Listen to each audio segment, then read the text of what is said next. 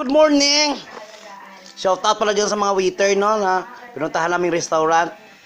Baka uwi mo, humingi ako sa iyo ng kutsara kasi kakain kami, ayaw mo magbigay. Kasi gusto mo i-chopstick. Chopstickin mo na lang yung sa iyo, ayaw ko sa akin, kasi nahirapan ako mag-pronounce ng chopstick. Ipagalitohin mo pa ako, no? Sana ako magkamay, 30 years akong nagkakamay, biglain mo ako ng chopstick. Sabihin ko sa'yo, pahingan ng kutsara, wala. Ano ba yan, oy? Hoy, sir, sa totoo lang, sir, ha? Okay rin mag-chopstick, no? Sa mga mayaman lang yan. Saka kahit mahirap, okay rin niya kung kaya mo, no? Ako yung tao ditong praktikal, no? Masabi mo talagang maghugas kamay ako at saka kakain ako ng gusto kong kainin, no? Kasi ako naman yung namroblema paghanap ng pira para makabili ako ng pagkain.